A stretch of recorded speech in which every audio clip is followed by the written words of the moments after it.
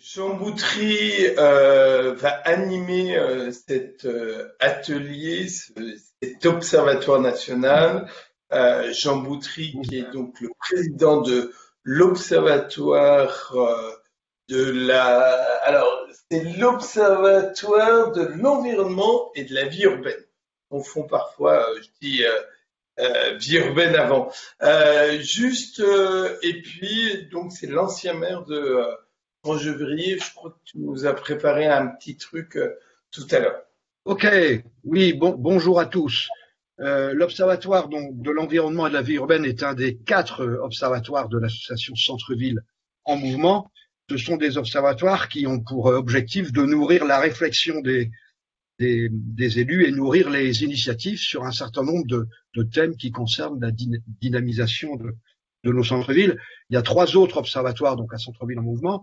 Un observatoire qui se consacre aux questions de mobilité, un autre au commerce et à l'artisanat, et le dernier sur les questions de gestion de centre-ville. Donc, l'objectif de toutes les séquences des observatoires qu'on organise, comme celle d'aujourd'hui, c'est en fait de repérer et de faire connaître un certain nombre de pratiques intéressantes, un certain nombre de pratiques innovantes. Notre observatoire environnement et vie urbaine s'intéresse au fond à tous les vecteurs qui font l'attractivité de la ville.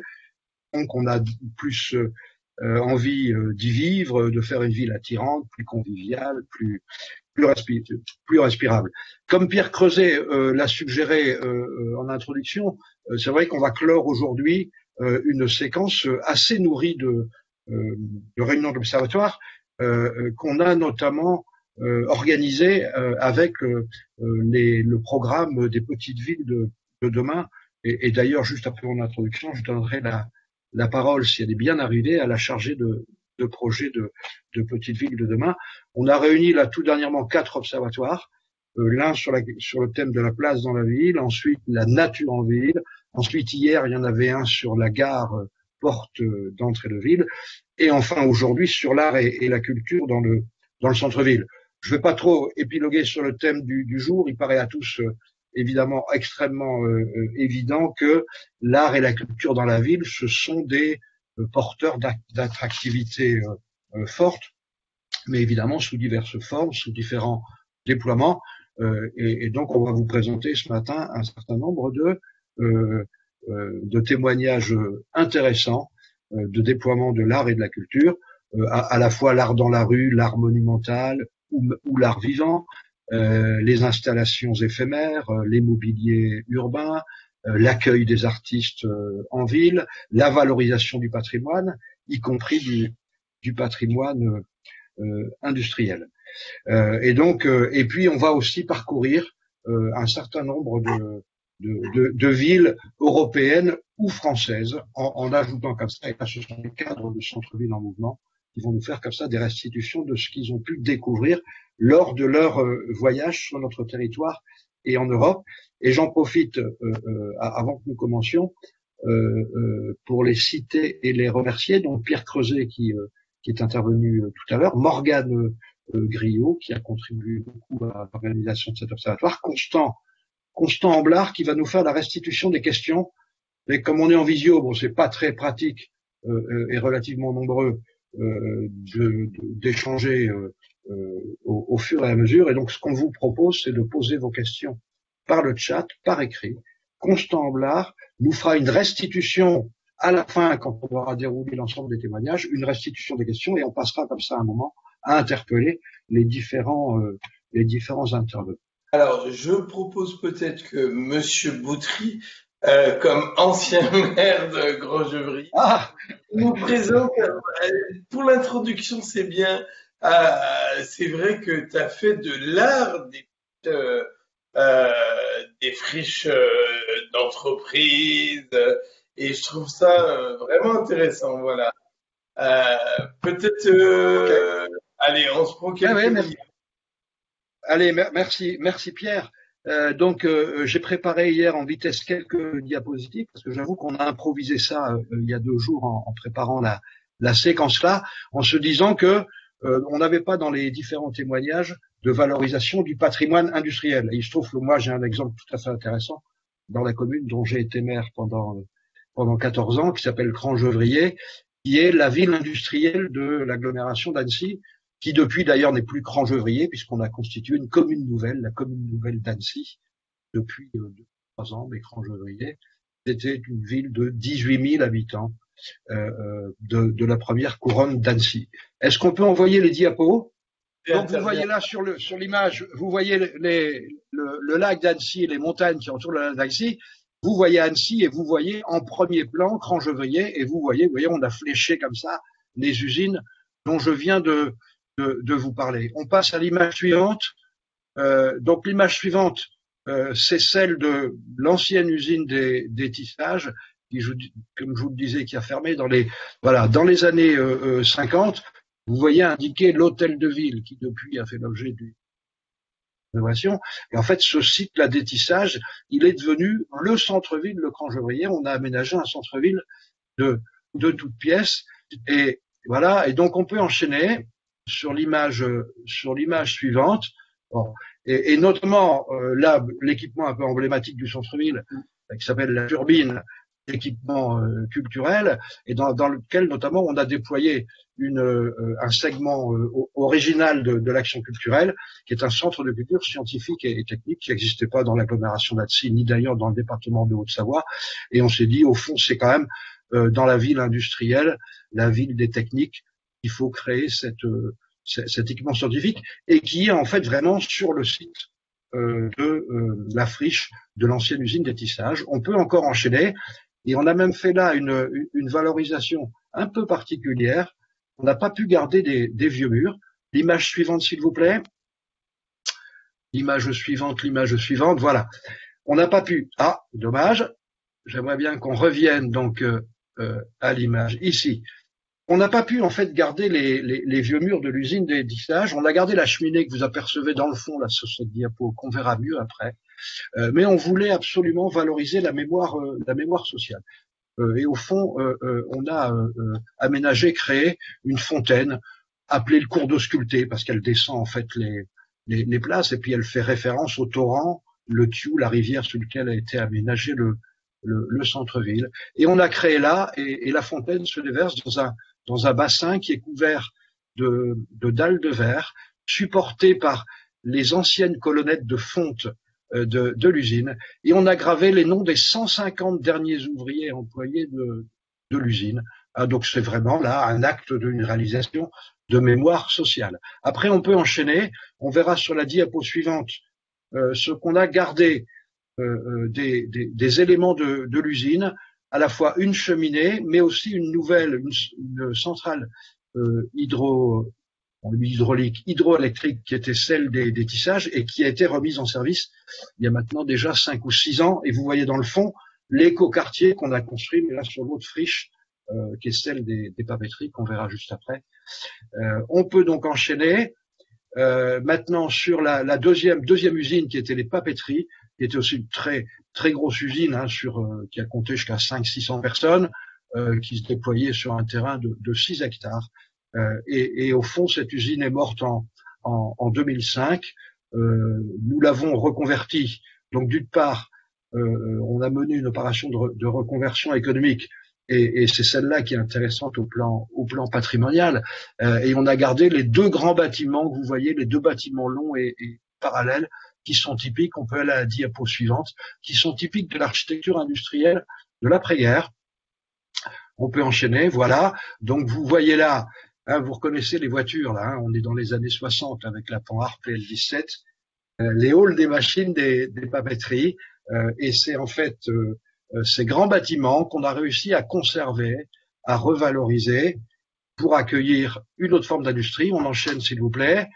Donc vous verrez sur l'image suivante une étape du chantier qui a consisté à garder, en fait, à démonter tout l'intérieur de ces bâtiments des machines à papier pour garder tout le squelette de la structure béton de longue de 92 mètres et on enchaîne, voilà, pour transformer l'industrie du papier en industrie de l'image numérique, du cinéma d'animation. Vous savez qu'Annecy a une base culturelle assez forte avec le Festival international du film d'animation. On a réussi là à créer un pôle des entreprises de l'image qui s'appelle les Papeteries Image Factory. donc entreprise qui recherchait comme ça du site typé, et on a réussi à réunir là 55 entreprises. On peut finir sur la dernière image. 55 entreprises. Aujourd'hui, là, en 2020, un peu plus de 300 emplois sur le site, et les formations dédiées aussi à l'image, et 140 étudiants en formation. Donc, vous voyez que dans un centre-ville, et là, on est juste à côté de l'hôtel de ville de Crangevilliers, on est à côté de la turbine de l'équipement culturel. Et donc là, nous, on a joué sur l'héritage industriel pour en faire aussi un élément d'attractivité fort et d'attractivité culturelle dans un centre-ville. Je vous remercie pour votre attention. Madame Lebris qui va nous faire une petite introduction, présentation du programme des petites villes de demain. Madame Lebris, à vous. Oui, bonjour, toutes mes excuses pour ce retard et ces difficultés de connexion. Je vais faire très court parce que je vois que les choses sont déjà lancées. Vous avez pu illustrer à travers votre témoignage, voilà, tout ce qui peut se faire de bien en matière de rénovation et de réappropriation de bâtiments patrimoniaux. Je vois autour de la table aussi sites et sites remarquables que je salue et peut-être que je n'ai pas su identifier ou reconnaître tout le monde aujourd'hui. Rapidement, juste pour évoquer que le programme Petites Villes de demain, effectivement, vise à accompagner 1 millier de collectivités de petites villes au sein de leur territoire dans des projets de revitalisation. Autour du programme, nous avons un certain nombre de partenaires en matière de patrimoine et de culture. Donc, je citais Cité Remarquable. Nous avons aussi avec nous Petite Cité de Caractère ou la Fondation de patrimoine qui vont vraiment, à travers le programme, valoriser tout leur appui et toute l'importance que peut avoir le patrimoine dans un projet de revitalisation, pouvant aller jusqu'à être au cœur finalement ou la pierre angulaire d'un projet.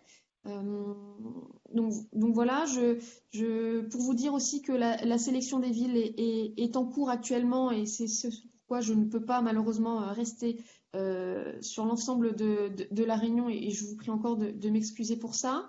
Mais nous, dès 2021, des premiers éléments, notamment du club Petite Ville de demain que l'on constitue et qui est un des piliers du programme, seront installés avec des temps thématiques, entre autres dédiés au sujet du patrimoine et de l'art au sein des petites villes. Donc on saura, je pense, se retrouver dans d'autres cadres, puisque le club Petite Ville de demain proposera, je vous le disais, des temps thématiques et des formats assez divers qui pourront aller de la mobilisation de quelques minutes du temps de chacun à des formats un peu plus riches et un peu plus longs, pour justement amener les collectivités, pour celles qui n'auraient par exemple pas travaillé ou compris l'importance ou l'opportunité de positionner l'art et la culture au cœur d'un projet et au cœur des petites villes, qu'elles puissent se saisir des sujets et de voir les modalités de mise en œuvre de ce type de démarche. Voilà. Je ne vais pas être plus longue. Je vois que le sujet était déjà largement bien lancé, donc merci encore d'associer du coup la NCT et le programme Petite Ville de demain à ces temps d'échange que l'on, je vous l'ai dit, renouvellera très volontiers dès le début de l'année prochaine et dès l'ensemble des petites villes sélectionnées. Merci. Merci Emmanuel Lebris pour tout ce que vous faites et pour la confiance que vous faites à notre association, parce que c'est important que l'État aussi fasse confiance à des associations et qu'on travaille main dans la main et qu'on réinvente pas des choses qui sont déjà existantes. Merci beaucoup à vous. Exactement. Merci à vous.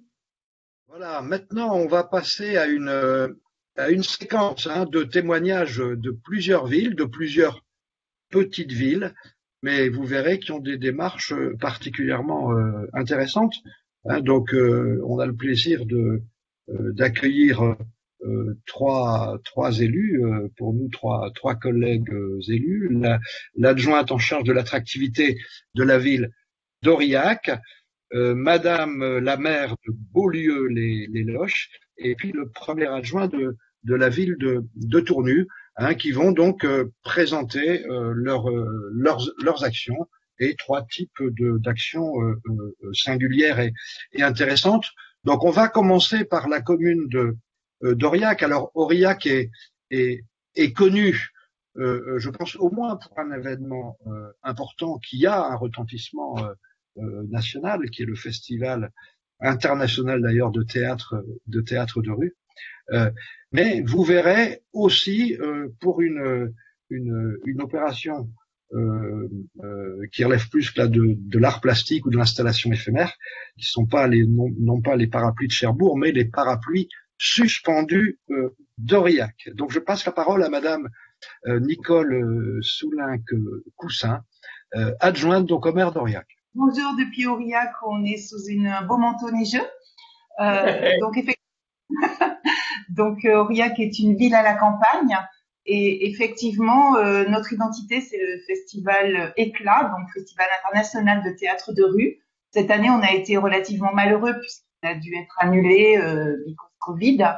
Et c'est un festival maintenant qui dure depuis plus de 30 ans et qui amène une attractivité importante côté touriste et qui est une grosse manne économique aussi puisque les hôtels, restaurants sont pleins à cette période-là, c'est fin août. Donc, je vous invite tous à y venir au moins une fois dans votre vie. Donc ça, c'est quelque chose qui évolue et qu'on essaie de plus en plus, puisqu'on a créé un lieu qui s'appelle le Parapluie, justement. C'est un lieu de résidence pour les compagnies quand elles veulent créer des spectacles. Et on essaie de faire vivre justement ce festival un peu toute l'année. Si d'aventure vous venez à Aurillac en ce moment, vous serez surpris de voir dans tous les coins de la ville, c'est un jeu, c'est une découverte, des espèces de personnages réalisés en feuilles d'automne et grillagés qui sont accrochés à tous les monuments. Et c'est une espèce de découverte et c'est une réalisation d'une compagnie. Donc ça s'appelle Les Feuillus. Voilà. Donc ça, c'était une petite anecdote. Ce dont je voulais vous parler, c'est aussi, comme monsieur l'a dit précédemment, de notre histoire patrimoniale. Et Aurillac est aussi la ville du parapluie. Ça, c'est une industrie qui est ancienne sur Aurillac. Et il perdure une entreprise très qualitative qui s'appelle les Parapluies Pigagnols. Et d'ailleurs, je crois que ces temps-ci, dans certains magazines, dans la Fashion Week, on retrouve les parapluies d'Aurillac autour de nos mannequins internationaux. On en est très fiers. Et donc, pour créer une identité autour de ce parapluie, depuis 2017, les rues principales du centre-ville arborent, c'est dommage, j'ai pas de photos à vous montrer, mais je vous engage à aller sur le site aurillac.fr de notre ville et vous aurez tout un tas de photos. Et donc, les rues piétonnes du cœur de ville sont couvertes de parapluies multicolores. Donc ça, c'est une opération conjointe publique-privée avec cette entreprise qui fournit les parapluies. Donc c'est un budget, c'est quand même 20 000 euros par an parce que c'est un gros travail de technique. Il faut créer des mousquetons autour de chaque parapluie, ils sont accrochés à des chaînes, il faut mettre des ancrages dans toutes les rues avec l'accord des propriétaires, l'accord des pompiers pour la sécurité, des systèmes de contrôle. Gros travail technique de mise en place. Donc ça, on laisse ça tout l'été. Et l'idée, si vous voulez, super, bravo. Voilà, donc vous voyez, c'est assez joli. Il y a des places avec des parapluies un peu plus typés. Et notre personnage fétiche du Festival Éclat, c'est le petit bonhomme que vous voyez dans un coin sur un des parapluies. Donc l'idée, c'est de créer des galeries marchandes à ciel ouvert. Voilà, c'est un petit peu ça. Et c'est vrai qu'on voit énormément de gens, de touristes et même de locaux se prendre en photo sous ces ciels de parapluies. Et c'est vrai que l'été, c'est agréable. Cet été, il a fait très chaud et c'était des ombrelles, en fait. Et quand il pleut, quelquefois, s'il bouge un peu avec le vent, on se prend une bonne douche, mais tout le monde rit et ça crée une animation naturelle. Voilà. Donc après, si je peux pousser un petit peu plus loin, j'avais regardé un peu ce qu'on faisait en lien avec l'art Aurillac. On a développé aussi un festival qui s'appelle 10e Art, qui est un festival de street art. Et donc avec tous les petits, ce sont des éléments EDF, des petits bâtiments qu'on trouve un peu partout dans le quartier qui étaient très moches. Et en lien avec une association, donc ce festival, ils sont peints de façon très libre. Donc ce festival 10e art, on en est très fiers aussi parce que nous, on n'a pas de grosses friches industrielles à équiper, mais partout dans la ville, ces petits éléments qui sont donc en partenariat avec Engie, ce sont des petits, je sais pas comment vous dire, c'est des coffrets en ciment qu'on trouve dans tous les quartiers qui étaient relativement laids. Et petit à petit, il s'habille de peinture un peu moderne grâce à cette association de street art. Et donc, ça égaye la ville aussi dans tous les quartiers. Et il y a également des murs qui ont été dédiés et avec des réalisations assez incroyables, des murs entiers d'immeubles. Là aussi, je vous engage à aller sur le site de la ville où on les expose. Il y a une mamie qui a un succès fou en noir et blanc sur un mur qui est en train de tricoter, qui vraiment donne une identité assez émouvante et affective à un quartier un petit peu compliqué. Donc, si je peux continuer encore, je voulais vous parler. Waouh, sacré. Voilà, on voit pas notre. Alors ça, c'est les dernières réalisations justement de l'association de Monsieur Pietri. Et vous avez, c'est dommage, on n'a pas le fameux mur, mais bon, vous voyez, c'est très éclectique et c'est ce qui fait l'intérêt. Quartier par quartier, on se balade et hop, on lève les yeux et on a quelque chose d'agréable à regarder qui raconte quelque chose souvent. Il y a eu des fresques cette année liées justement à notre pandémie Covid. Vous voyez celle où il y a écrit espoir. Ce sont des infirmières avec un masque et c'est un hommage justement au tout personnel médical qui a beaucoup qui travaillent encore beaucoup sur cette crise Covid. Donc là, vous avez aussi des artistes. Donc à chaque fois, il y a un message un peu culturel, sociétal, qui est intéressant à décrypter. Voilà pour ça. L'autre chose dont je voulais vous parler, c'est la coopération, comment vous dire, public-privé entre le théâtre municipal et certaines entreprises. Par exemple, on fait ce qu'on appelle des diffusions hors les murs. C'est-à-dire que les spectacles qui sont censés être diffusés au théâtre municipal, dans la saison, certains sont diffusés hors les murs, c'est-à-dire ça peut être au siège d'une entreprise, ça peut être par exemple dans une salle de cinéma, ça peut être au plein air carrément. Et ça amène un autre public et ça ouvre un peu l'esprit. Et on a également des partenariats, par exemple, le théâtre municipal a dégagé un espace pour accueillir notre grande librairie du centre-ville, où chaque fois qu'il y a un spectacle un peu classique, la librairie expose tous les livres qui correspondent à ce spectacle et met une espèce de stand pour tous les livres qui correspondent au spectacle diffusé.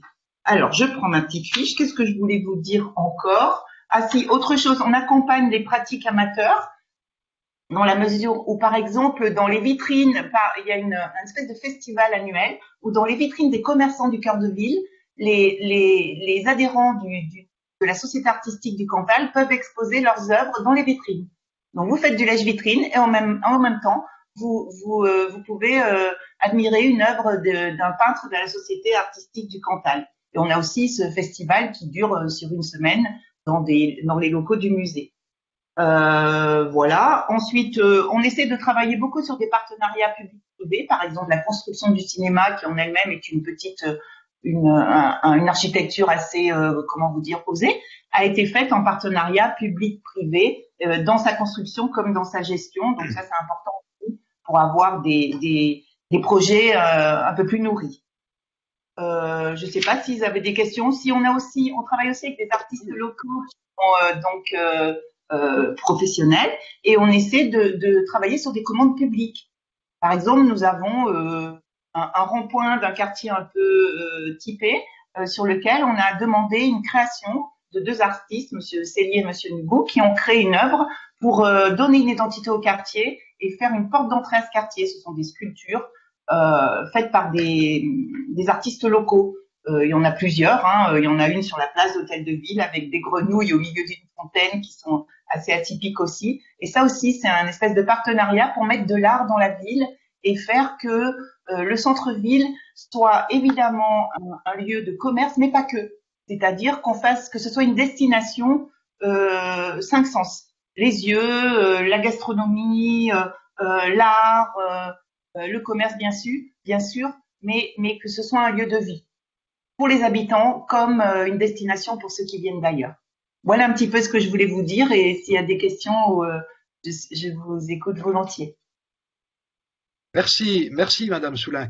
Comme je l'ai dit en introduction tout à l'heure, j'invite celles et ceux qui souhaitent poser des questions à le faire par chat, et on les restituera à la fin, vers midi, on restituera ces questions, et dans ce cas-là, Madame Soulin, vous serez éventuellement sollicité pour y répondre.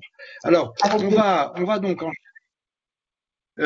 avec deux autres communes, donc la commune de Beaulieu les loches et ensuite Tournu. Alors soyez pas trop.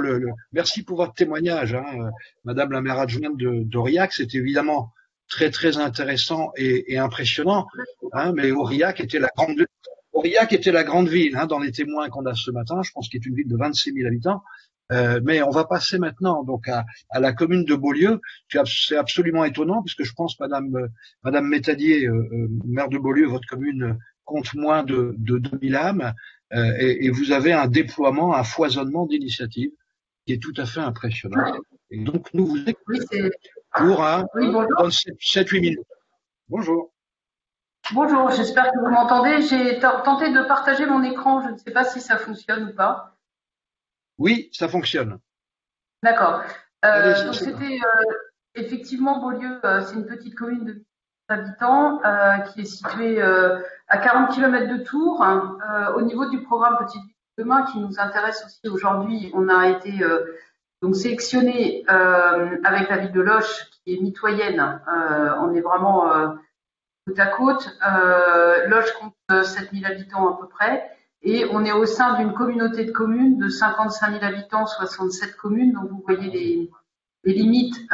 C'est donc une très très grande communauté de communes et on a 5 communes sélectionnées comme petite ville de demain.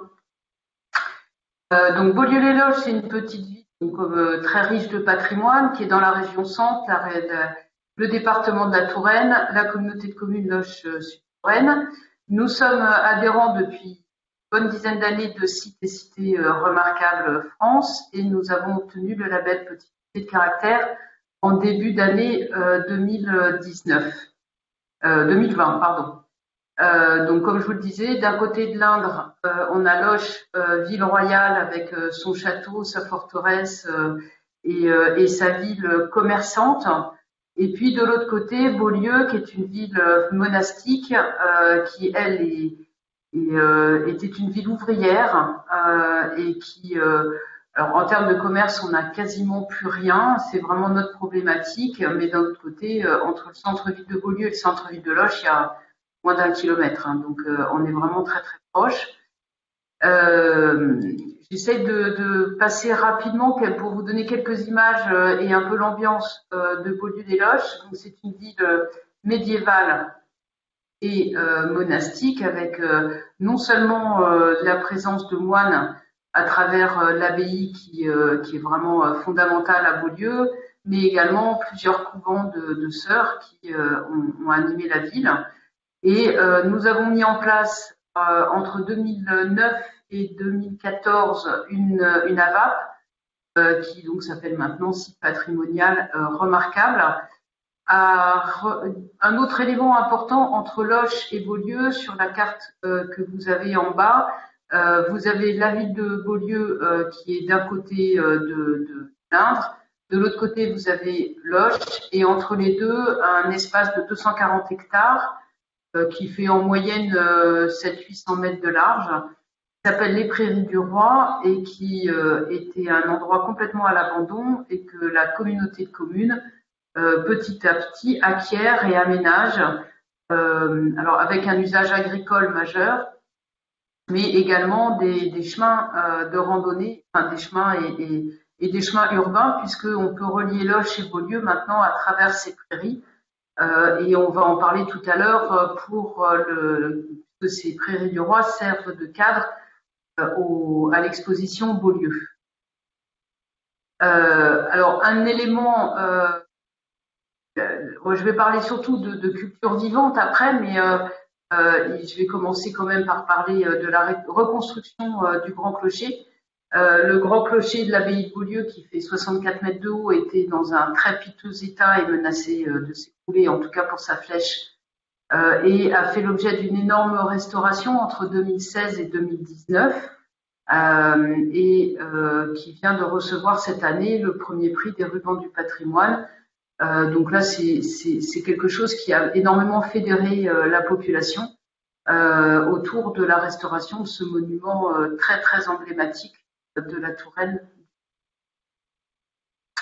Quelques images de la restauration de ce clocher et on va le voir. Je pense que la particularité de ce qui se passe à Beaulieu, c'est que c'est vraiment une histoire d'hommes et de femmes, et on en a là quelques images.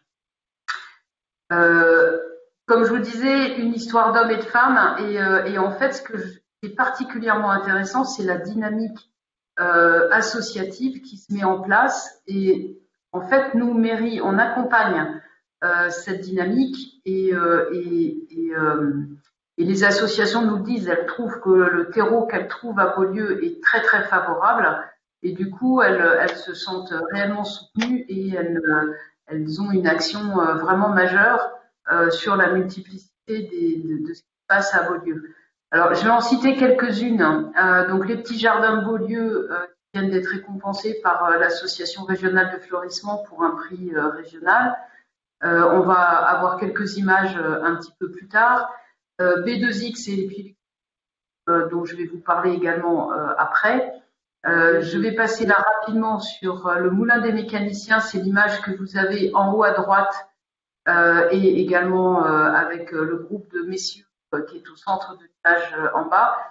C'est un moulin qui était au service des autres moulins, qui est absolument magique, qui a été légué à la commune en 2008, et que cette association A2MB est en train de restaurer. Ils ont fait également un inventaire complet. Il est maintenant ouvert au public. Ils ont remis en état toutes les machines qui sont à l'intérieur, et c'est un site assez magique. L'association Rue des Arts, qui est une association qui a 2 ans d'âge. Vous voyez une image en bas à gauche de la boutique qui vient d'ouvrir là pour les fêtes de Noël. Et donc la mairie leur met à disposition cette salle assez spectaculaire pour faire des ateliers, une boutique, etc. Et l'association organise maintenant, enfin, elle a fait 2 fois et est en train de préparer sa 3e édition, un parcours qui s'appelle du même nom que l'association, Rue des Arts, et qui a regroupé en 2020 plus d'une trentaine d'artisans d'art qui exposaient un petit peu partout dans la commune. Crescendo est une association musicale qui fait principalement des scènes ouvertes et également quelques concerts dans l'année. On a l'association Page à Page qui gère la bibliothèque municipale, l'association Nacelle, Nouvelles Aspirations Culturelles en Lochois, qui fédère une dizaine de communes, qui est en fait notre bras armé pour organiser des concerts et des spectacles, et qui est basée dans des bureaux que la mairie met à disposition. L'association Vive Patrimoine, qui vient juste de naître, qui est une association qui peut recueillir et donc transmettre la mémoire et l'histoire de la commune. Et puis plein d'autres, les baladins, les sonates d'automne, la petite fabrique de cirque, les amis de Saint-Laurent. Ce sont toutes des associations qui organisent des concerts, des chorales, enfin bref, du cirque bien évidemment, comme le nom. Mais donc une vraie dynamique très très populaire. Alors je vais creuser un petit peu l'exposition, l'association B2X. Elle porte deux projets. D'une part les carrés d'art, qui existe depuis 20 ans, qui a été porté par diverses structures et qui depuis 6 ans maintenant est porté par B2I. Le principe en est extrêmement simple, et avec un support d'1 mètre par 1 mètre, et ces supports sont des supports en bois le plus souvent. Ils sont ensuite accrochés dans la ville pendant, suivant les années, c'est un week-end, 1 mois, 2 mois. Et depuis une dizaine d'années, chaque année un thème. Et donc vous voyez sur les 3 carrés du bas, on avait le thème de une vache à la mode. Le deuxième, c'était vue de ma fenêtre, et le troisième était quand on a fait les travaux du clocher, un terme sur les cloches et les clochers. Donc entre 60 et 110 participants chaque année, qui sont beaucoup d'amateurs, des écoles, des maisons de retraite et quelques artistes qui acceptent de participer à cette manifestation qui est complètement gratuite. L'expo Beaulieu, alors celle-là, elle existe depuis 2015. Elle est totalement unique, je crois. J'ai été rencontrer beaucoup d'organisateurs d'expositions de ce type. Elle est vraiment unique parce que chaque œuvre d'art est créée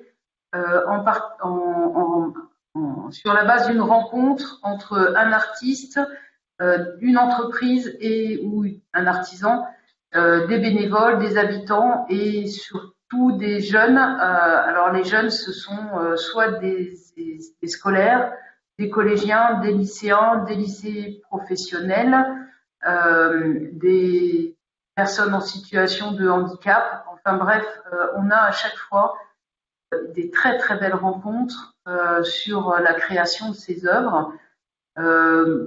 Depuis le début de l'expo, il y a eu 6 éditions, donc 60 œuvres créées. Il y en a une trentaine qui sont toujours en place. Donc on a un véritable parcours qui permet de relier Loches et Beaulieu. Les œuvres sont à la fois dans les prairies du Roi, dont je vous ai parlé tout à l'heure, mais également dans le centre-ville de Beaulieu, dans le jardin public de Loches ou autre. Et donc chaque année, le parcours change un peu. C'est un parcours qui fait en gros 2 kilomètres, qui peut être fait à pied ou à vélo, et avec des animations, des visites par l'association B2I. Bref, une dynamique extrêmement positive. Là, vous avez quelques visuels sur des œuvres qui ont été réalisées depuis le début de l'expo. On compte à peu près 30 000 visiteurs.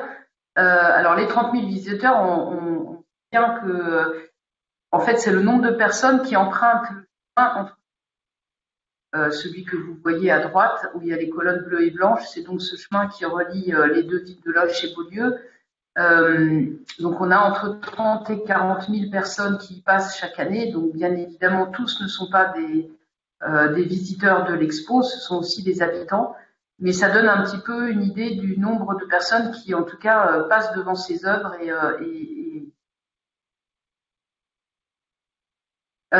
donc, comme je vous l'ai dit, cette expo, ce sont des partenariats multiples avec une salariée, Ludivine, qui est à côté de moi, qui est donc chargée de développement culturel, et puis un budget d'environ 60 000 € avec très peu de ressources propres. On est en extérieur, le parcours est gratuit, donc des financements par les collectivités et beaucoup de mécénat. Donc le mécénat peut être du mécénat de compétences quand les entreprises donnent un coup de main. Elles nous fournissent la plupart des matériaux et parfois on a des entreprises qui nous financent, qui font du mécénat financier. Mais c'est vraiment on a une très très grande fragilité financière et finalement on passe tellement de temps à la recherche de financement qu'on ne peut pas faire de développement culturel.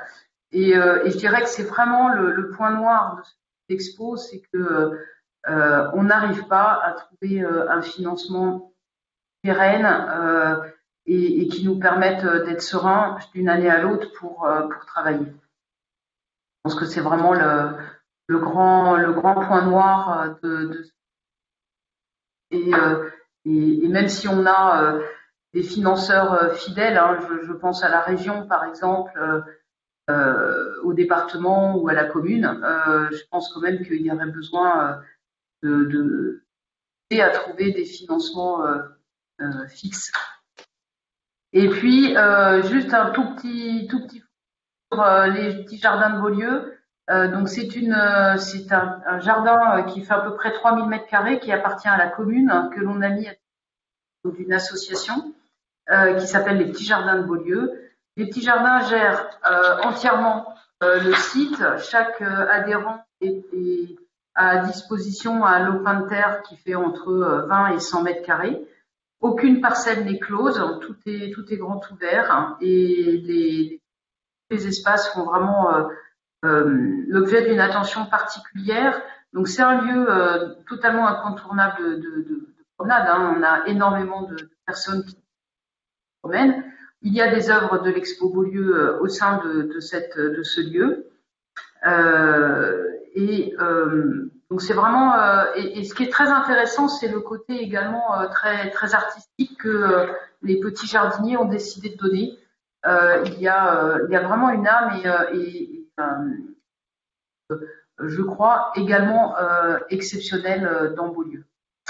Et puis je terminerai par une photo que je vois toujours avec beaucoup d'émotion. Je pense que que vous voyez là a été mis en place par un habitant de Beaulieu en mémoire de sa femme qui aimait se promener au bord du canal à Beaulieu et je pense que c'est la meilleure traduction de ce qui est en train de se passer à Beaulieu, c'est que même les habitants souhaitent participer à titre individuel à ce côté culturel et artistique que l'on peut retrouver dans Beaulieu. Voilà. Je pense que j'ai fini ma présentation et ce que je voulais vous faire partager sur Beaulieu. Merci, Madame Métadier, maire de Beaulieu. Vous nous avez donné envie de venir vous rendre visite. Je pense qu'on a bien compris que il y a évidemment une âme à Beaulieu. C'est peut-être d'abord l'âme de sa mère. Et puis il y a surtout, alors très impressionnant, une vitalité associative dans l'émergence, tout à fait impressionnante dans votre petite commune. Donc réservez, comme je vous le dis, vos questions par écrit, par chat. Je vais juste faire un tout petit. Je me permettre de faire un dernier un clin d'œil à Madame Soulin qui est par rapport aux feuillus du peuple.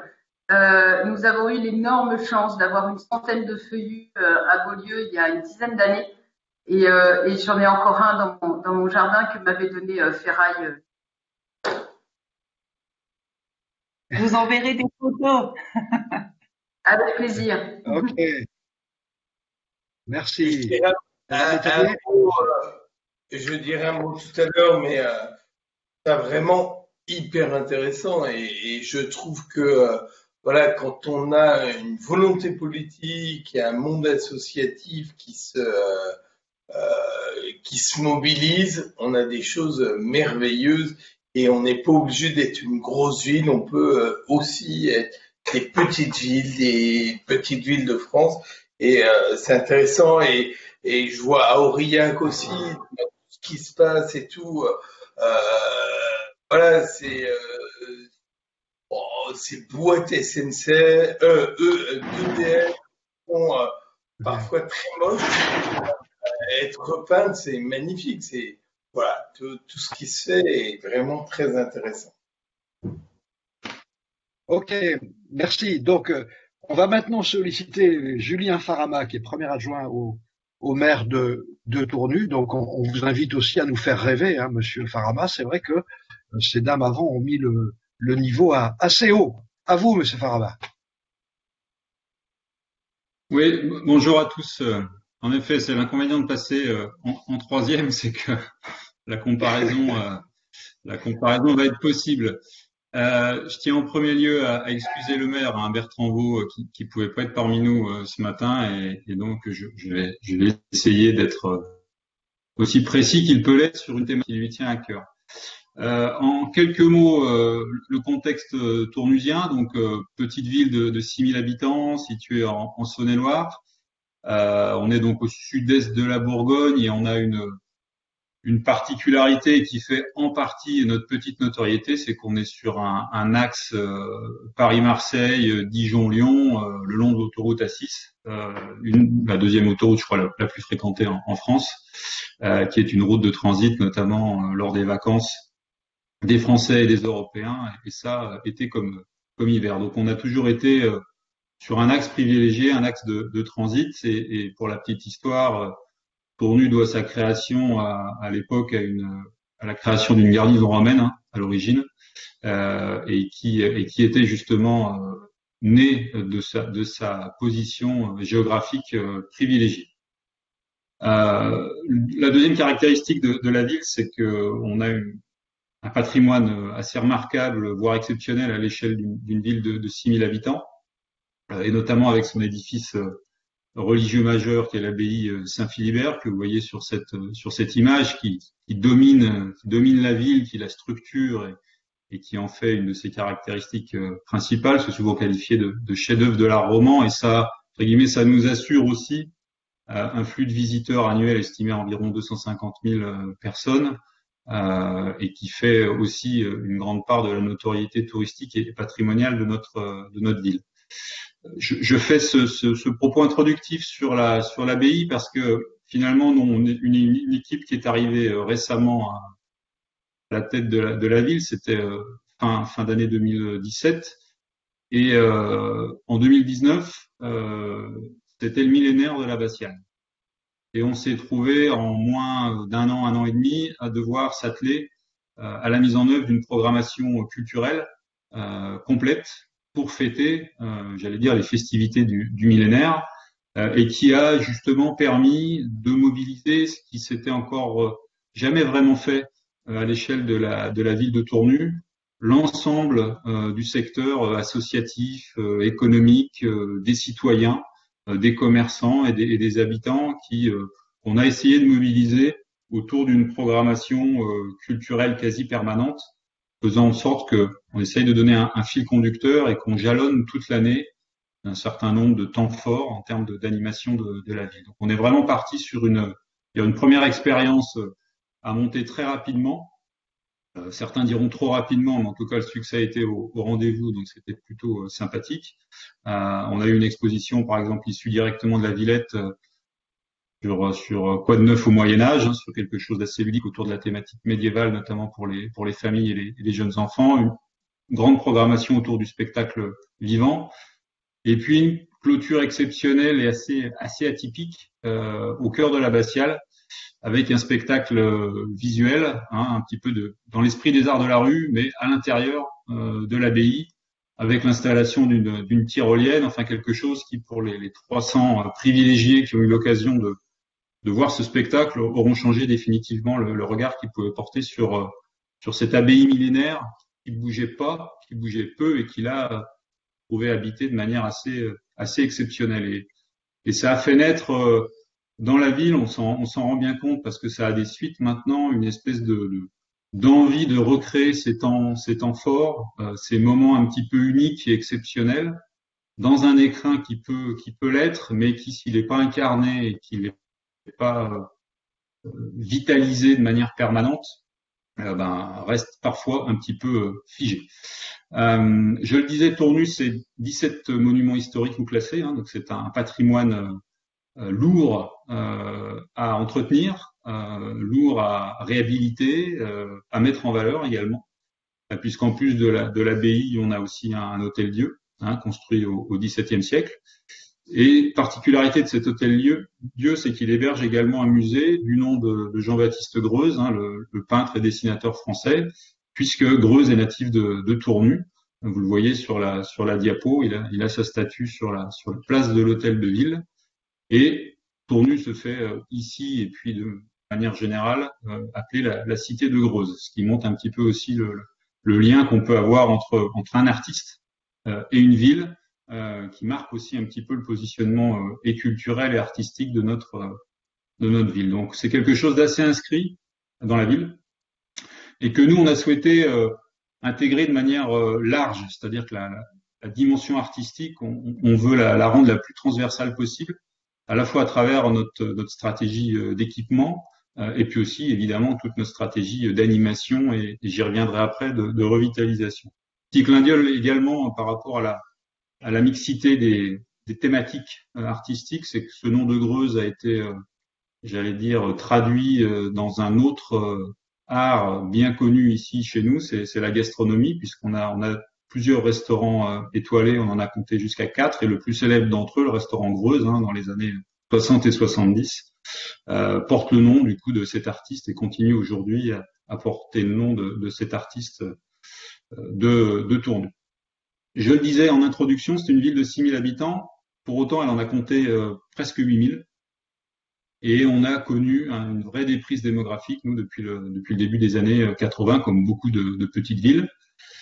Plus par extension périurbaine que par désertification. On a eu un phénomène d'installation des habitants de la ville vers les campagnes environnantes, mais qui du coup a amené à un constat un petit peu dur en 2015, et un chiffre qui circule encore et qui a fait mal, c'est que dans le centre-ville que vous avez vu tout à l'heure sur la première diapo, on a 400 logements vides aujourd'hui, dont certains sont vides depuis très longtemps et avec des problématiques justement d'entretien du patrimoine bâti, qui est relativement lourd pour une ville comme la nôtre. Donc le tissu commercial résiste, mais la déprise démographique est forte et amène des fragilités et des difficultés de vie à l'intérieur de la ville. Et en parallèle de ça, on a en effet, je parlais du millénaire tout à l'heure, mais de manière plus générale depuis une vingtaine d'années, l'émergence d'une offre culturelle et artistique assez riche, assez dense, qui est peu pour tous les publics, du populaire à l'élitiste. Et ce que nous, on souhaite absolument éviter, c'est que ces deux dynamiques se croisent, c'est-à-dire que la ville foisonne d'initiatives dans le domaine culturel, mais continue cette déprise démographique et commerciale qui nous inquiète pour l'avenir. Donc on a vraiment le souci de mêler les deux et de ne pas les faire se développer ou au contraire, à un moment donné, s'entrechoquer au sein de notre dynamique de cité. Et on a aussi fait notre autocritique, et c'est l'illustration de la photo que vous voyez sur le cinéma, c'est qu'on a eu parfois, et comme d'autres villes, une tendance à externaliser nos équipements publics pour des questions de commodité, de parking, de facilité de construction des équipements qu'on avait au cœur de ville. Donc, précédente municipalité souhaitait sortir du centre-ville, notamment son cinéma. Et nous, on a considéré qu'il fallait au contraire garder ces équipements culturels dans le cœur de la ville. On en a 3 notamment principaux, c'est-à-dire une école de musique, un cinéma, et vous le verrez sur la diapo suivante, une bibliothèque également qui est située dans le quartier abbatial, donc qui pose on est en train de la mettre en accessibilité en ayant acheté l'immeuble qui est juste à côté pour permettre un accès aux personnes à mobilité réduite. C'est des coûts qui sont lourds, mais qui nous paraissent essentiels si on veut garder une vraie vitalité dans le cœur de la ville, que de pas extérioriser finalement certains équipements publics qui font aussi l'attrait de notre cœur de ville. Donc ça, c'est un des piliers de notre action et de notre logique.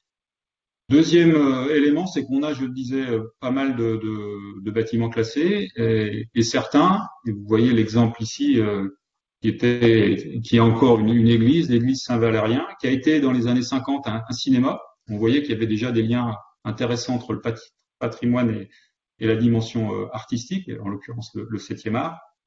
Et après le départ du cinéma, pendant de nombreuses années, elle est restée fermée et inoccupée.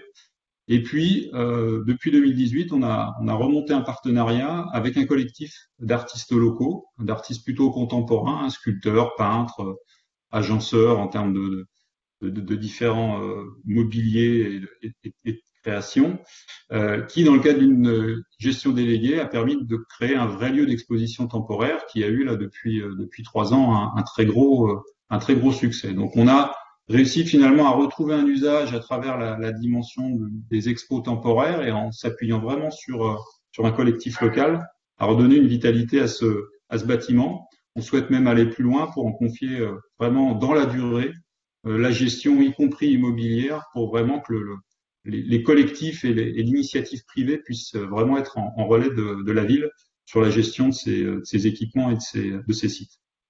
On a également un soutien assez fort à la dynamique événementielle, c'est la diapo suivante, puisqu'on a la chance d'avoir un certain nombre d'événements de dimension régionale, pas la vocation d'Aurillac avec son festival, mais en tout cas on a une biennale autour des métiers d'art, un salon des métiers d'art qui rassemble environ 5000 personnes tous les 2 ans, qu'on organise dans les salles abbatiales. On a 2 grandes salles abbatiales qui permettent assez facilement ce genre d'exposition, et on a souhaité aussi que de plus en plus ces expositions descendent dans la ville en utilisant des vitrines commerciales vacantes qu'on réinvestit le temps de l'événement pour les remettre de nouveau en valeur. On accueille aussi un petit festival d'art de la rue des Tours en Tournois, et puis le salon international des pastellistes aussi dans ces mêmes salles, qui permet aussi de donner une visibilité intéressante à notre patrimoine emblématique et puis qui crée aussi de l'attractivité dans une ville qui a une vraie vocation touristique. L'intérêt de l'événementiel, c'est aussi de faire en sorte qu'on ait des lieux permanents par la suite. Et ça me permet là pour le coup d'embrayer sur la dimension de la revitalisation de la ville, puisqu'on a eu une déprise commerciale traditionnelle assez forte dans les années 80-90, mais on voit qu'on a beaucoup de bâtiments, c'est les 2 ou 3 diapos suivantes, qui, à travers l'installation de nombreux galeristes ou exposants d'art ou ateliers d'art, voire parfois métiers d'art, ont permis de prendre le relais, on va dire, de certaines vitrines qui étaient vacantes et des galeries qui fonctionnent bien, à la fois par rapport à la population de proximité qui apprécie de pouvoir découvrir ces lieux, et puis aussi la fréquentation touristique qui est quasiment permanente à l'année, qui est évidemment plus forte sur la partie estivale, mais qui est vraiment très récurrente sur notre territoire. Donc vous avez ça aussi sur les 2 diapos suivantes où on voit de manière plus évidente comment des anciens commerces ont été repris par des galeristes à l'échelle de la ville. Vous pouvez faire défiler, voilà, les 2 autres diapos. Voilà. Donc dans des rues où, sans dire que les galeries ont pris le pas sur le commerce, mais en tout cas ça rythme et ça permet de donner des sentiments de rue qui restent vivantes. On a un très long linéaire commercial, plus d'1 kilomètre 3 sur la ville de Tournu. Donc c'est un vrai enjeu pour nous que de donner le sentiment que la ville est active, que la ville est vivante et que les vitrines fonctionnent. La diapo suivante. Voilà pour illustrer justement celle-ci, une action qui a aussi montré comment on pouvait essayer de mettre la dimension artistique sur des actions plus traditionnelles en matière de revitalisation. En 2014, face à un certain nombre de vieux magasins et de vitrines vacantes, la précédente équipe avait pris la suite de pas mal d'initiatives qui étaient de mettre de la vitrophanie sur les vitrines et de mettre entre guillemets des faux magasins et des trompe-l'œil pour donner le sentiment que voilà les commerces pouvaient revenir sur ces vitrines. Ça a plutôt été mal perçu par les acteurs locaux parce qu'il y avait cette dimension un petit peu de faux commerce qui fonctionnait pas. Et donc on a un peu changé nous la logique sur ce projet et on a dit on a des artistes très présents sur le territoire, demandons-leur plutôt de créer une espèce de galerie à ciel ouvert, une galerie permanente, je crois que le terme a été utilisé tout à l'heure par ma collègue de Riac, sous le format de la galerie à ciel ouvert, en donnant pendant 6 mois carte blanche à des artistes pour, sur la base de leur talent de photographe, de peintre, de sculpteur, etc., nous habiller une série d'une dizaine de vitrines pendant une période de 6 mois, de créer une déambulation avec une carte dans la ville et qui permet finalement, à travers cette surface disponible, de créer une espèce une expo en plein air qui permettent à la fois d'habiller, de redonner aussi un look. Là, on est vraiment parti sur l'exemple d'un commerce très ancien et inoccupé depuis plus de 40 ans, pour redonner aussi un petit peu de vie et de valeur aux vitrines existantes, en espérant que ça puisse à un moment donné attirer l'œil, ce qui a été le cas sur 2 commerces, d'éventuels repreneurs sur ces sites. Donc c'est quelque chose qui marche bien. On va relancer donc tous les 6 mois pour changer les expositions et qui permet de continuer. Je terminerai sur une dernière illustration du lien entre la dimension artistique et la revitalisation de la ville. Il y a eu un projet il y a quelques années on a beaucoup d'échoppes anciennes comme ça et de bâtiments de cette nature-là. Vous avez 2 diapos qui illustrent bien ces bâtiments à arcades, qui sont aujourd'hui compliqués à mettre en valeur dans le cadre d'une action commerciale en tant que telle, parce que les vitrines sont pas évidentes. Mais par contre, il y avait une réflexion d'y installer des artisans d'art. En fait, on s'est rendu compte que c'était juridiquement, financièrement et même en termes de visibilité compliqué à mettre en œuvre. Et du coup, un petit peu comme la première intervention sur les enjeux des friches industrielles, on a nous trouvé sur une ancienne friche industrielle et les anciens abattoirs de la ville, c'est la dernière diapo, qui aujourd'hui accueille un ferronnier d'art hein, qui s'est installé dans une toute petite partie du bâtiment. L'autre partie étant occupée par nos services techniques. On a fait migrer nos services techniques pour dégager 1700 mètres carrés environ de surface disponible pour créer, on va dire, un village des artisans d'art et des métiers d'art qui puisse permettre de rassembler en un lieu vivant, un lieu incarné, qui est rive gauche de la Saône, avec une vue assez exceptionnelle sur la ville, pour en faire un vrai équipement, j'allais dire, économique et artistique, qui puisse permettre de regrouper là aujourd'hui des artisans d'art qui sont un petit peu disséminés sur le territoire. Dans un rayon d'une quinzaine de kilomètres, on en compte déjà 7 ou 8. Donc pas forcément toujours dans des locaux adaptés à leur activité. Et on attend beaucoup de cette émulation collective qu'on peut avoir entre les différents acteurs pour faire avancer tout ça. Donc l'enjeu aussi pour nous, c'est de réhabiliter notre patrimoine bâti, notre patrimoine foncier. On n'a pas trop de friches industrielles, mais on a encore quelques lieux comme ça qui sont inoccupés, et on trouve que cette dimension d'artisanat d'art à l'échelle de la ville de Tournu est quelque chose d'ancré dans la durée, avec des fleurons qui sont bien connus au plan régional, voire au plan national sur certains. Et donc c'est vrai que voilà, on essaye de construire nous un projet de ville dans lequel l'art soit un des piliers, soit pas uniquement pris sous sa dimension de loisir ou de temps libre, mais soit vraiment quelque chose de structurant d'un point de vue économique et qui s'intègre à notre espoir d'une revitalisation profonde de notre cœur de ville notamment. Très cohérente, et puis on sent bien pour vous que c'est vraiment un enjeu d'avenir de la ville, hein, de vitalité, de retour d'activité, de retour d'habitants, et on sent bien du coup cette mobilisation forte, je veux dire très pensée, très cohérente. Merci beaucoup pour ce témoignage.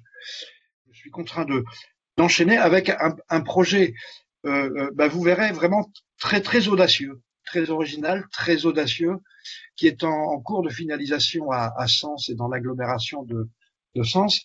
Alors je pense que on a 3 intervenants. On a Madame Olivia Mariquian, qui est la directrice stratégique de l'agglomération de Sens, qui va donc introduire.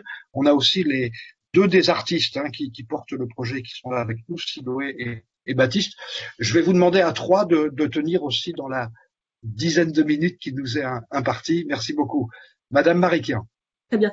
Donc effectivement, moi je vais être très rapide, hein. Juste quelques mots très brefs, ensuite pour laisser la place à Siloé et Baptiste.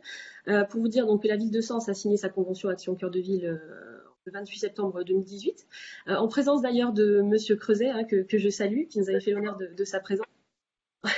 On avait lancé ce jour-là la phase d'initialisation de la démarche qui s'achève d'ici quelques jours, hein, avec le passage en phase de déploiement et la mise en œuvre de l'opération de revitalisation du territoire, les fameuses ORT.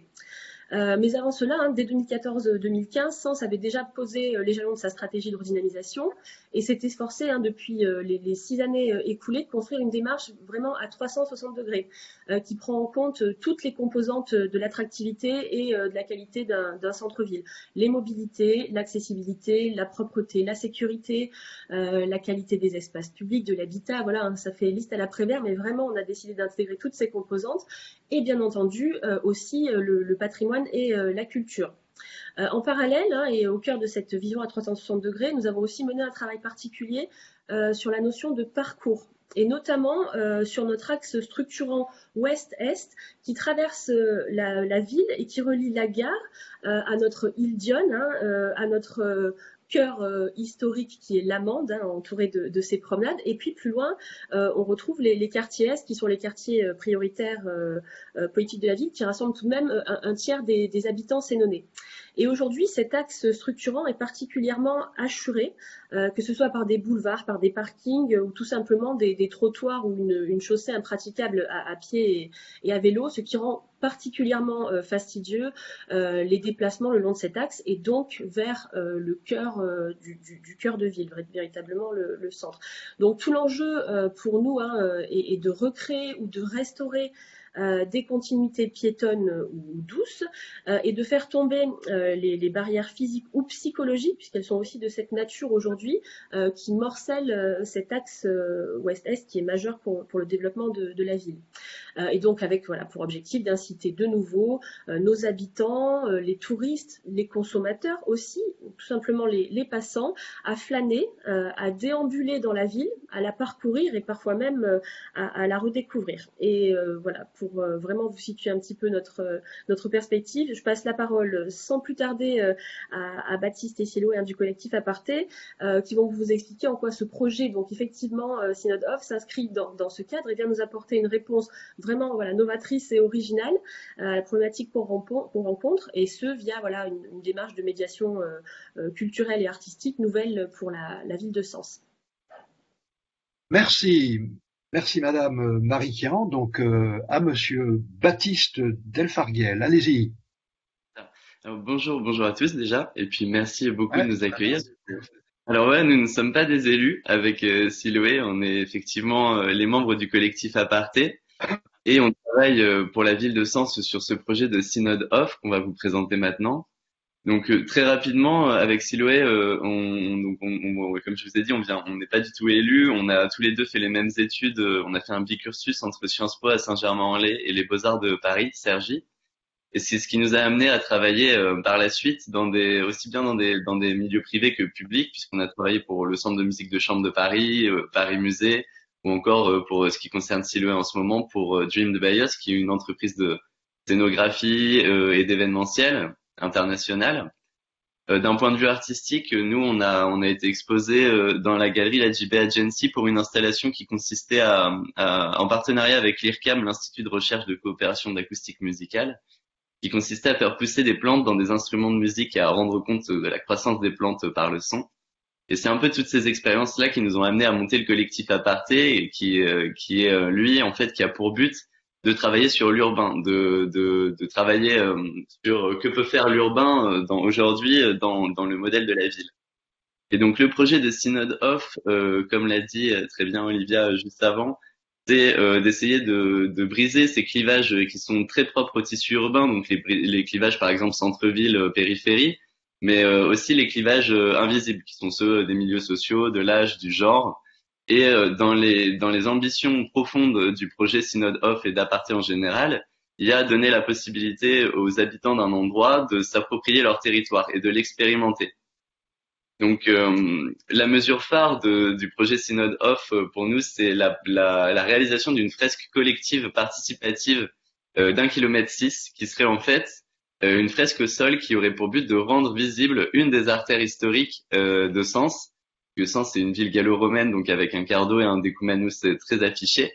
Et en rendant cet axe visible par la réalisation d'une fresque, on espère initier une circulation à double sens, donc non pas seulement des quartiers vers le centre-ville, mais aussi des centres-villes vers le quartier.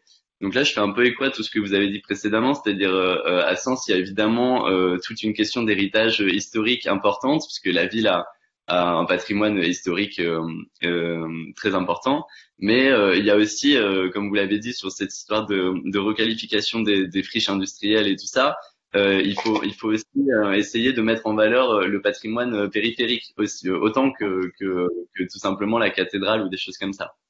Donc c'est l'idée avec cette fresque, créer une circulation à double sens.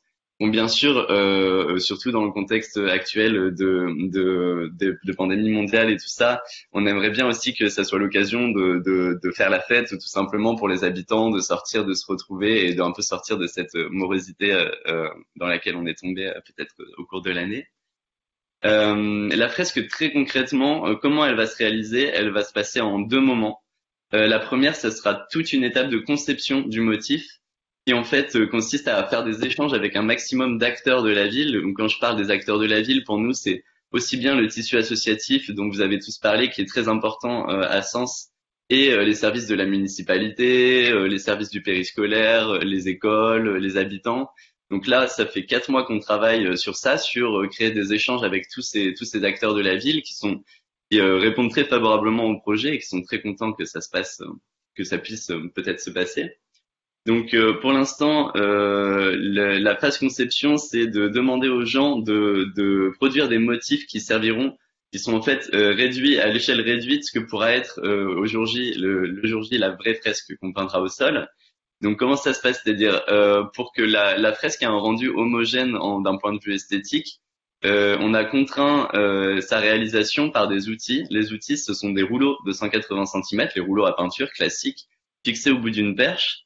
Donc ça a un double avantage. Le premier, c'est donc, comme j'ai dit, d'assurer un rendu esthétique homogène, puisqu'on peut pas faire non plus trop de motifs différents avec un rouleau. Ça va rester assez abstrait et assez géométrique. Et le deuxième avantage de la peinture au rouleau, c'est qu'il est accessible à tous physiquement, puisqu'il n'est pas contraignant qu'on soit jeune ou moins jeune. Peindre au rouleau, ça reste facile, on est debout et on n'a pas besoin de se mettre au sol ou quoi que ce soit.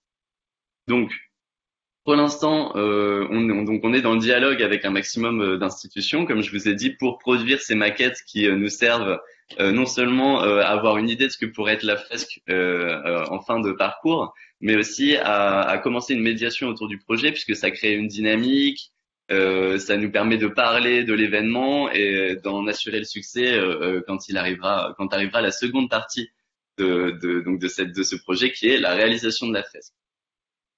La réalisation de la fresque, elle se fait en 4 samedis, donc c'est divisé par segments de 400 mètres. Et le but, c'est encore une fois de rassembler les gens sur un projet collectif, les gens de tous les horizons, puisqu'on travaille même avec les centres sociaux, de sens et tout ça, donc vraiment un maximum de publics différents. Et de penser ces journées comme autre chose que seulement la peinture, c'est-à-dire le matin, on peint la fresque, on fait les 400 mètres de peinture et puis après on se retrouve pour partager un repas et tout ça, initier des discussions autour de ce qui se passe à Sens, les politiques publiques et tout ça. C'est vraiment quelque chose de citoyen et basé sur l'idée qu'on puisse initier un débat. Le trajet en lui-même, il est ponctué d'étapes. Ces étapes, la fresque en fait est une partie du projet Synode Off. Dans les autres parties du projet Synode Off, il y a un peu requalifié les étapes du trajet sur lequel passe la fresque. Donc, qu'est-ce que j'entends par là? Il y a plusieurs points clés, notamment par exemple, si on veut être très précis, le Gué Saint-Jean à Sens, qui est un endroit plein de potentiel, un ancien lavoir, et qu'on va chercher avec les habitants à exploiter au maximum. Donc ça va passer par des ateliers de création de mobilier urbain. Donc, il faut savoir qu'on est à Sens, en plus de Synode Off, il y a aussi un festival d'art contemporain qui s'appelle Synode 2.0, qui est en train d'être mis en place et qui devrait avoir lieu en mai. Et c'est un collectif d'architectes qui nous ont proposé de récupérer les restes de matériaux avec lesquels eux vont faire leur exposition, pour toujours dans une logique d'économie circulaire et de local, essayer de rien gaspiller et d'en faire quelque chose. Et donc nous, on s'est dit, voilà, on va faire des ateliers avec tous les volontaires, les bricoleurs du dimanche, aussi bien que des professionnels et tous ceux qui seront tout simplement curieux. Et on va essayer de voir ce qui est possible de faire sur ces espaces forts en potentiel, mais aujourd'hui peut-être un peu délaissés, essayer de créer un espace de jeu, de rassemblement, voir si le fait d'avoir travaillé ensemble incite les gens à revenir à l'endroit et à échanger en créant, voilà, comme sur la petite image, une sorte de forum de palette ou des choses comme ça. Et la fresque, comme ce mobilier urbain, il y a une dimension qui est assez importante, c'est que dans le projet, c'est que tout ça est assez éphémère. En fait, ce qui doit rester, c'est plus l'idée et les débats qui ont été initiés par cette action que l'action en elle-même, puisqu'on a discuté avec les services techniques de la ville, surtout Sens bénéficie de spécialités en termes de services techniques, comme par exemple ces espaces verts qui sont reconnus. Ils produisent leurs propres plantes, ils ont une expertise vraiment importante. Et donc, on travaille avec eux pour savoir, voilà, on a ce lieu, comment on peut se donner 2 mois pour travailler tous ensemble avec un maximum, donc comme j'ai dit, avec une diversité de personnes sur qu'est-ce qu'on peut faire de ce lieu, comment exploiter son potentiel. Et puis après, l'idée, c'est de tout enlever, tout remettre à zéro et de ne garder que les conclusions de ce qui a été fait. C'est-à-dire, est-ce qu'on a réussi? Est-ce que les gens sont revenus? Est-ce que les gens voient différemment l'endroit qui était avant un lieu de passage et qui est peut-être devenu un lieu de rencontre? Et si oui, comment faire pour pérenniser ça avec peut-être la mairie et des choses qui sont moins de l'ordre de la récupération, mais plus de l'ordre du permanent? Donc, pour assurer le fonctionnement du projet, on a aussi, on est en train de mettre en place des tables rondes, un peu comme celles qu'on est en train d'avoir en ce moment, sur les enjeux urbains, sur les enjeux de la ville de demain, la végétalisation dans la ville, où on fera intervenir donc des professionnels de la question, mais aussi tout simplement des habitants qui voudraient participer au débat, donner leur avis. Et l'idée, encore une fois, c'est que les conclusions de ces tables rondes seront ce qui restera du projet, en plus du souvenir qu'il va laisser. C'est ces conclusions sur lesquelles on pourra se baser pour après continuer en fait le projet Synode Off et pourquoi pas aller vers quelque chose aller vers des choses plus pérennes. Donc pour résumer tout ça, l'action d'Aparté, c'est l'idée que l'art urbain, donc comme vous l'avez tous dit précédemment, l'art a totalement sa place dans l'espace urbain. Et nous, le point sur lequel on essaie de travailler et d'être le plus pertinent possible, c'est surtout le fait que l'art, en plus d'être accessible visuellement à tous et d'être démocratisé en ville, il doit être collectif, c'est-à-dire la pratique de l'art. Le travail collectif, la pratique collective garantit plusieurs choses. Elle garantit la création de liens sociaux puisque c'est le moment de mélanger des populations. Mais elle garantit aussi l'acceptation par les habitants de l'œuvre d'art en elle-même, puisqu'ils sont partie prenante de sa création. Là, par exemple, vous avez un exemple de passerelle qui est un projet dans une autre ville avec les EHPAD, les écoles et les étudiants du quartier en question, sur une passerelle qui est assez symptomatique de l'endroit, puisqu'elle fait le lien entre le centre-ville et les quartiers, encore une fois. Et c'est une passerelle de 400 mètres qui est terne et grise. Et donc, on avait proposé encore une fois une action avec 380 personnes de repeindre cette parcelle en 10 minutes, faire une vidéo, mettre de la musique, enfin tout ça avec bien sûr l'idée de passer un bon moment tous ensemble. Je crois que c'est tout pour le projet. Enfin, il y a plein de je vous remercie. Ouais. Je vous remercie, Baptiste. Hein. Et comme le temps file. Non, je pense que non, la démarche est extrêmement intéressante. Je pense qu'elle est très inspirante aussi, hein, pour un certain nombre de villes et d'élus qui sommes là ce matin. Et puis vous avez de très très belles références, c'est évident. Donc on croit savoir que Sens doit se décider dans les quelques jours, c'est ça, pour confirmer le projet. Hein, donc on vous souhaite bonne chance. Donc maintenant on va passer à une séquence de restitution. On a encore deux acteurs à entendre. Le responsable de l'association Sites et Cités Remarquables, qui est, je pense, un centre de ressources pour toutes les villes qui sont classées. Et puis on aura une conclusion par Madame Julie Marchand, qui est universitaire et qui nous apportera comme ça une vision d'un peu plus de haut et d'ensemble à la fin de notre table ronde.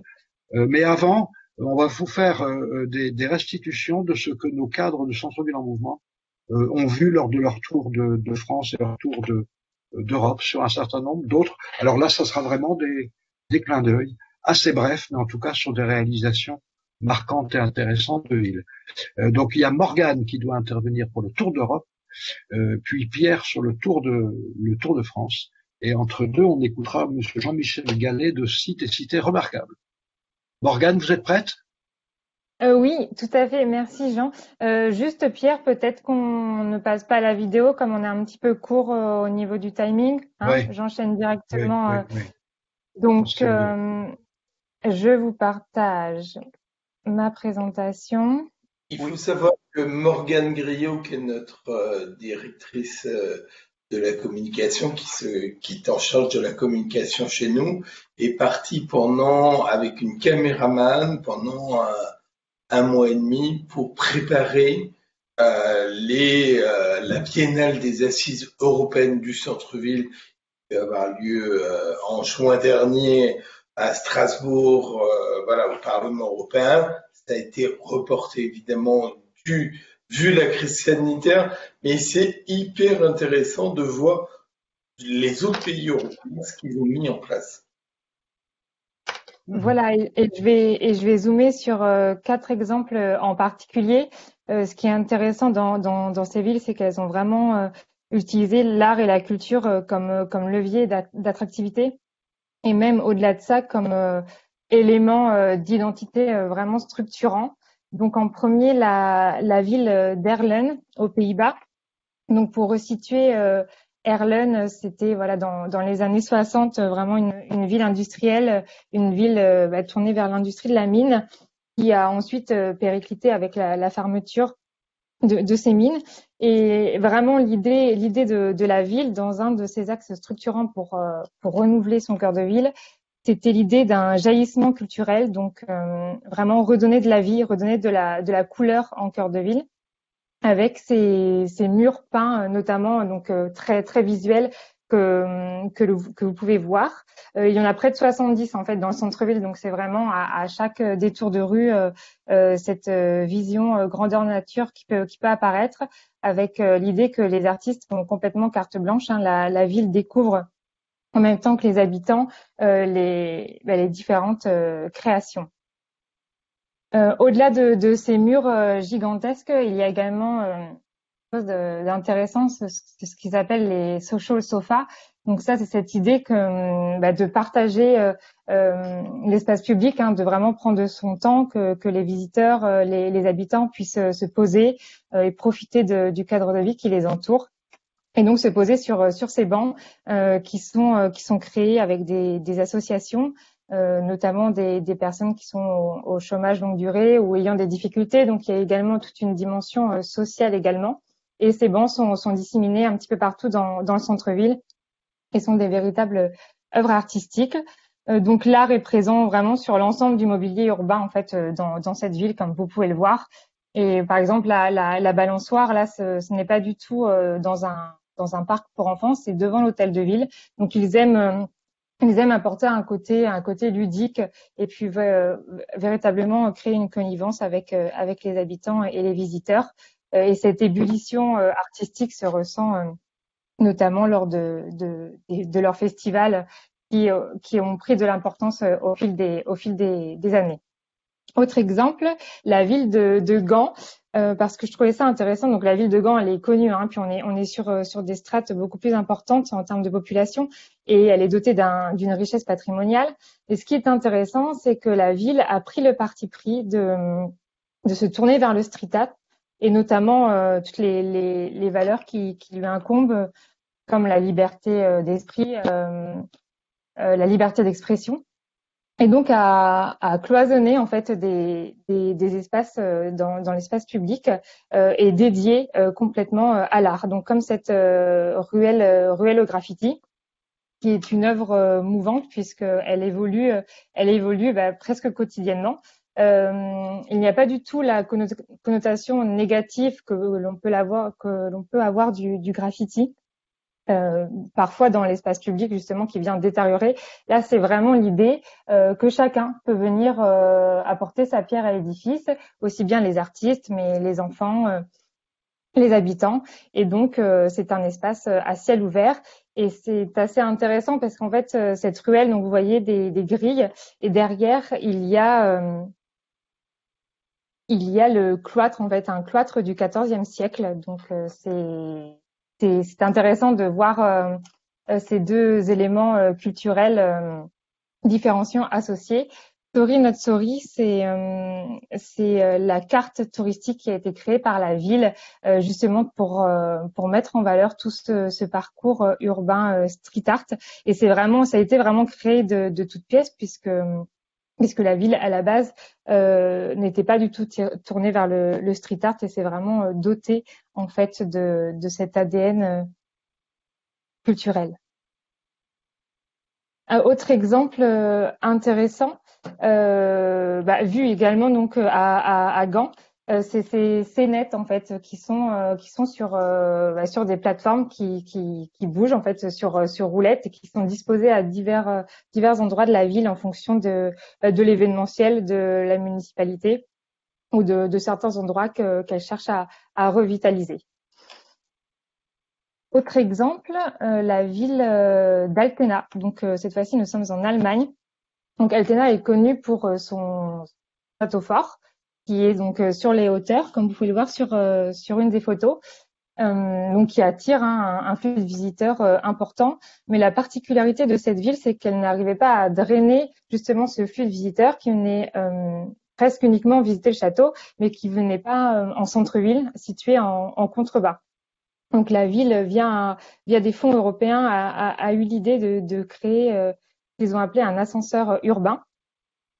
Et donc voilà, ça permet de créer ce parcours ludique et de faire cette connexion entre le château et le centre-ville via donc via de multiples écrans digitaux comme vous pouvez le voir. C'est vraiment un univers très très moderne et très ludique qui a été créé, et c'est devenu donc un endroit culturel assez effervescent en plein cœur de ville. Et dernier exemple, donc à Groningen, donc la ville de Groningen en elle-même est très intéressante puisque elle est elle est vraiment très très dynamique. Il est recherché depuis de nombreuses années à avoir un lieu culturel effervescent en cœur de ville sur une de leurs places principales, afin de créer une nouvelle dynamique. Et c'est ce qu'ils ont réussi à faire avec donc ce forum. Ce forum, c'est une réalisation très récente, puisque ça a été créé, ça a été inauguré en novembre 2019. Et elle est vraiment atypique parce que quand on rentre à l'intérieur, on se demande un petit peu ce que c'est. C'est à la fois un cinéma, à la fois une médiathèque. Il y a également l'office de tourisme qui s'est implanté dedans. Et donc, elle est vraiment dédiée aux arts numériques, aux arts visuels. Donc, on peut voir là les casques de réalité augmentée. On peut voir, il y a des imprimantes 3D. Et également sur une photo, vous pouvez apercevoir des mises en scène. En fait, ça permet à tout le monde de faire du montage photo et de laisser libre cours à certaines réalisations.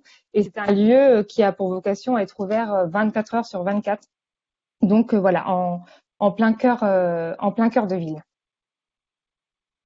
Et c'est toute cette énergie, elle se ressent bien évidemment partout dans le centre-ville. Et j'en terminerai là. Là, c'est dans une rue commerçante, donc à 2 pas du Forum, à Groningen. On voit des hologrammes donc qui apparaissent à la nuit tombée avec Welcome. Et puis ce cœur réfléchissant qui est alimenté tout au long de la journée par l'énergie solaire et qui, à la nuit tombée, scintille. Voilà pour les exemples qui pouvaient être intéressants de vous présenter. Merci beaucoup, Morgane. Donc après, Pierre Creuset va parler d'exemples français, mais entre-temps, nous allons accueillir Monsieur Gallet, qui représente l'association Sites et Cités, et qui réunit, et Cités Remarquables, et qui réunit donc, je pense, les agglomérations, les territoires d'art et histoire, et puis également les communes qui ont des sites classés. Et je présume que vous êtes une association centre de ressources. Et je disais que vous avez comme mission la revitalisation. À vous, Monsieur Gallet. Eh bien, écoutez, alors je vois que Morgane a partagé l'écran. Il va falloir faire défiler les images un peu vite. J'espère qu'elle réagira au moindre de mes propos. Merci de nous avoir invités. Je salue quand même Sophie Métadier, Julien, la ville d'Aurillac, bien sûr, qui sont parmi nos membres. Et nous travaillons effectivement sur l'idée que les patrimoines, les centres, ainsi que les périphéries, pour répondre à Baptiste, sont des espaces de projet, ne sont pas que des problèmes, mais recèlent beaucoup de solutions. J'ai beaucoup aimé d'ailleurs ce qu'a dit. J'essaierai de tenir dans les fameuses 10 minutes. J'ai mis en route un minuteur comme quand on fait la cuisine, ne vous inquiétez pas. J'ai beaucoup aimé cette idée de l'art du partage dont a parlé Sophie, et c'est un petit peu par là que je terminerai d'ailleurs mon propos. C'est comment on arrive à partager. L'art est parfois quelque chose qui intimide, même si j'ai bien compris que les artistes qui sont présents aujourd'hui font tout pour que ce soit au contraire quelque chose qui soit de l'ordre du langage commun. On va dire ça comme ça.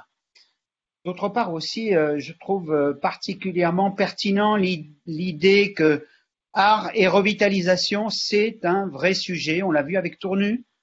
Pour une petite ville, il faut arriver à faire converger les acteurs, converger les investissements. Et j'ai bien vu que Madame Soulin, qui est en grand questionnement de ressources sur la façon aussi de porter ces boutiques éphémères, cette manière de recycler l'habitat, les immeubles dans une ville comme Aurillac, que je trouve une ville d'ailleurs assez admirable. Je vais démarrer sur une première image qui va paraître, pour ceux qui la connaissent, d'une grande ville. Mais pour moi, il n'y a pas de grande ville, il n'y a pas de petite ville, il n'y a pas de ville moyenne. Toutes les villes, et c'est ce que montre notre réseau, sont particulièrement, solidaires les unes les autres. C'est comme ça qu'on arrive à revitaliser non pas les villes, mais aussi le territoire. Et je crois que c'est particulièrement intéressant de voir comment, je vais distinguer 3 éléments dans mon propos, comment l'art pourrait être éventuellement identifié comme facteur, justement, acteur de à la fois revitalisation, animation, transcription totalement contemporaine de la ville. Alors si j'ai mis cette image en premier, c'est que mon premier propos, c'est l'art de la ville. C'est que la ville en elle-même fait art. Bon, là, c'est particulièrement pas évident, mais c'est puissant. On a un monument antique et une médiathèque complètement contemporaine. À chaque fois, je ne vais pas forcément citer les villes comme ça. Tout le monde a en quelque sorte un temple et une médiathèque. C'est la ville en elle-même est scène, en quelque sorte. La ville, c'est justement, pour ceux qui sont élus, l'art de la mettre en scène, l'art de montrer comment elle-même déjà fait figure de création permanente. Alors là, j'ai mis 2 pôles, on va passer peut-être à la suivante, 2 pôles particulièrement prestigieux, mais si je baisse les yeux, là j'ai voulu montrer qu'on pourrait appeler une singularité, un sol. Pour moi, il y a quelque chose forcément qui relève de la création. Quand on voit un sol comme celui-là, on est tout de suite confronté à une singularité. C'est un revêtement, mais c'est un vêtement de la ville. C'est déjà en quelque sorte un costume de scène que le sol. Et on est bien là dans le fait que la ville elle-même tout de suite nous parle d'une création, nous parle d'une manière artistique. La ville raconte elle-même quelque chose et ce récit en quelque sorte, c'est un récit qui est de l'ordre du théâtre. Aussi modeste que soit la scène. Alors, il faut passer la suivante. Voilà. Là, c'est un détail dans une ville, sur une maison à pans de bois, et je dirais que ce récit, ce signe, c'est aussi un signe à caractère artistique. Bon, aujourd'hui, on n'a pas de problème à regarder un bas-relief en bois en disant c'est de l'art. Mais à l'époque, ce que je veux dire, c'est qu'on avait une certaine notion d'une culture, d'un récit, et on voit bien que ce récit, là, c'était au-dessus d'un commerce de bouche, dans une ville aussi. Ce récit a donné lieu à ce qu'on appellerait aujourd'hui des créations artistiques. Un métier. Faut pas aller trop vite sur cette partie, on accélérera sur la suite. Je préfère m'attarder vraiment sur cet élément-là. Bon, là, non, mais vous pouvez aller sur l'enseigne. La création d'enseigne, pour moi, est un acte artistique. D'ailleurs, aujourd'hui, si j'ai bien compris, dans votre collectif là d'artistes à Sens, vous mêlez à la fois le design, vous mêlez en même temps la perception urbaine, vous mêlez la création colorée. Bon, là, je pense que il y a des tas d'éléments dans la ville sans faire directement appel à ce qu'on appellerait une création artistique qui sont artistiques. J'ai parlé des bâtiments, j'ai parlé des sols. Là, on voit ici une enseigne. Tous ces éléments nous montrent comment il y a un art de la ville, un art, je ne veux pas dire spontané, parce que c'est forcément une création qui demande du temps, qui demande une compétence. Mais par rapport à laquelle cette création, tout le monde peut en quelque sorte participer. Et image suivante, je continue dans cette histoire où l'art, c'est aussi l'usage de la ville. Alors, c'est un peu provocateur, vous allez me dire, qu'est-ce qu'il y a d'artistique dans un chantier de restauration aussi vaste? Bon, celui-là est particulièrement important, hein, c'était dans une gare encore récemment, on a des échafaudages, mais vous verrez que pour moi, l'échafaudage, c'est aussi une manière, en quelque sorte, de défaire les habitudes visuelles, de rentrer dans un espace. Quand j'ai fait cette photo, j'ai considéré que ce moment de la ville, ce moment dans une gare, était un moment qui était particulièrement important pour que mon œil recrée quelque chose par rapport à la ville, soit de nouveau perceptif, soit réveillé par rapport à des espaces qui étaient trop peut-être quotidiens. Et pour moi, tous les chantiers urbains, tous les chantiers de restauration, tous les chantiers sur la voirie sont des moments en quelque sorte qui nous réveillent par rapport à notre sensibilité. Et art et sensibilité, c'est art et usage. Hein. On pourrait même dire parfois art et usure. Il faudrait passer la suivante. Là, on a un chantier. Il peut y avoir bien sûr des éléments. Est-ce que je sais d'ailleurs même pas quelle est la suivante, mais enfin, je suppose que Morgane va appuyer sur le bouton. Il y a toujours un temps de latence, je suppose. Le fait est que on a dans la ville, pour moi, de multiples occasions, en quelque sorte, de créer, je vais du coup regarder ce que c'était que l'image suivante, de créer des moments, en quelque sorte, artistiques. Et je pense que ça n'est plus un chantier, c'était une manière d'habiter. Oui, c'était même une image qui était plutôt basée sur un chantier paradoxal, on va dire, dans la ville. Alors, à part cet art de ville, j'aurais voulu parler aussi de l'art d'interpréter la ville. Et ça, on sait bien que dans les villes, dans les centres anciens, dans les villes qui ont une convention, on va rester sur le chantier, j'ai l'impression, dans des villes qui ont une convention avec soit le ministère de la Culture, soit qui sont dans Action Cœur de Ville, soit qui sont dans Petites Villes de demain, on a en quelque sorte une obligation de raconter en quelque sorte la ville. Alors, après cet art dans la ville, vous avez compris comment moi je considère que la ville est artistique par essence. Ça ne veut pas dire qu'elle n'a pas besoin des artistes, hein, mais elle est déjà, elle raconte quelque chose.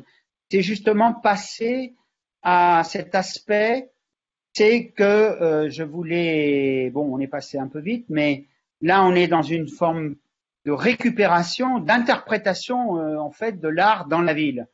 Bon, vous aurez tous reconnu une capitale de région, même si elles sont deux maintenant. C'était cette manière dont un architecte a voulu faire appel à une œuvre d'art pour la réinsérer dans un tissu urbain, où en quelque sorte l'art devient presque l'art de la récupération. Bon, j'avais des images un peu plus, on va dire, favorables à ce type de démarche. Mais je crois que c'est, voilà, le minuteur, je crois que c'est très important, après le fait d'avoir l'art de la ville, de comprendre que l'interprétation de la ville est une manière permanente pour nous de raconter d'une autre façon l'art tel qu'il s'est développé dans nos territoires. Ici, on est à Rodez, et je voudrais simplement vous montrer comment une banque a voulu, en quelque sorte, récupérer la démarche artistique qui s'était développée il y a des millénaires dans sa ville pour la réintroduire dans les murs de sa propre ville. Donc, l'art d'interpréter la ville. Et j'en terminerai sur l'art dans la ville. C'est celle dont vous avez parlé à Sens. Bon, ici, on est à Angoulême. Monsieur Farama en a parlé aussi. C'est des festivals, des manifestations, la bande dessinée à Angoulême. Ensuite, on était là à Chartres, dans justement les nuits lumière à Chartres, ou bien la manière dont on a su animer les villes avec de l'art. Et j'en terminerai par le fait justement de cette conciliation entre artistes et habitants. Alors, l'image peut paraître un peu paradoxale, un peu provocante, mais une grande question s'est posée par rapport à la manière dont on vit l'espace public. Et dans certaines villes, il y avait eu, par exemple, des arrêtés contre l'étendage des linges aux fenêtres, qui pouvait paraître d'une certaine façon soit une manière de se déshabiller en quelque sorte, soit une manière d'exhiber un peu trop l'intimité des individus. Pour moi, quand je passe dans une rue comme celle où j'ai fait cette photographie, ça veut bien dire que l'art, c'est aussi, je dirais, l'art d'être là, d'habiter une ville, d'être dans la ville. Et au-delà de la création artistique, on voit bien qu'il y a une manière spontanée, j'en reviens à ce que je disais au début, quand on use la ville, quand on vit dans la ville, ben d'une certaine façon, on est déjà en train d'être créateur artistique. Et je trouve que l'étendage des linges aux fenêtres me raconte beaucoup de ce qui se passe de l'autre côté du mur, et j'aime cette porosité de la ville. L'art n'est pas qu'un habillage. L'art est justement une manière de faire un miroir entre le dedans et le dehors, et entre notre intimité et ce que nous partageons avec les autres. Et je crois que pour moi, en tout cas, cette image qui n'est qu'une simple anecdote urbaine est quelque chose qui manifeste justement de l'artistique aux manières du partage dont vous parliez à Sens entre artistes et habitants. Et la dernière image que vous ne verrez pas peut-être, mais qui est ici dans une ville ô combien populaire dont j'aime beaucoup l'espace public, et cette fois-ci on n'est plus en France, on est en Italie, dans le sud de l'Italie, à Naples, où un Français a été faire une démonstration flagrante de son talent qui a été partagé avec les habitants, qui n'hésite pas et lui-même a donné l'autorisation à ce que l'on dessine sur ses propres dessins et ses propres créations. C'est Ernest Pinon Ernest. Donc, un artiste qui a particulièrement eu l'intelligence de la rue, l'intelligence du dedans et du dehors, l'intelligence de l'habitant artiste. Et j'en terminerai là sur cette notion d'appropriation qui nous a d'ailleurs été très bien montrée dans une petite ville comme Beaulieu, par exemple, où finalement, il n'y a pas de frontière entre l'habitant et l'artiste. Merci. Merci beaucoup, Monsieur Galéa. On est tout à fait intéressé à la façon comme ça dont vous avez déroulé le thème de l'art de mettre en scène la vie. Pierre Creuset doit nous faire un petit camailleux de réalisation intéressante en France. Vas-y, voilà. Pierre, ouais. Voilà. Là, juste pour vous dire que je vais vous présenter, parfois ça coûte vraiment pas cher. Là, c'est des pots de peinture et c'est 2 rues les pavés ont été repeints, et je trouve ça hyper intéressant parce que il y a plein de gens qui passent et qui disent ah c'est merveilleux, c'est très joli. Là, c'est toujours Reims. C'est un artiste qui a mis au-dessus alors ça s'appelle Toy Tour, c'est un conteneur qui récupère des jouets qui sont usagés, et je trouve ça très intéressant pour la Croix-Rouge. Là, c'est Histoire avec toute une rue qui est devenue une rue artisanale. Alors, on voit là, on parle beaucoup du Covid, mais par exemple, là, on n'est pas obligé de stagner et de dire on regarde quelque chose. On passe dans la ville et c'est des papillons. Et sur la droite, mais on en parlera après, c'est une boutique spécialisée avec des artistes qui a été mis à disposition pour des artistes. Là, c'est la Ciotat. Alors ça, les boîtes de conserve, c'est une association qui récupère les boîtes de conserve, qui les lave, qui en fait des pots de fleurs. Il y a une association de jeunes retraités qui a des jardins partagés et qui fait des pousses de plantes, de fleurs, et donc qui plante, voilà, c'est dans les pots de fleurs qui sont après accrochés sur les volets. Et je trouve ça remarquable, ça coûte que dalle, et c'est vraiment quelque chose qui égaye la ville de façon importante, et les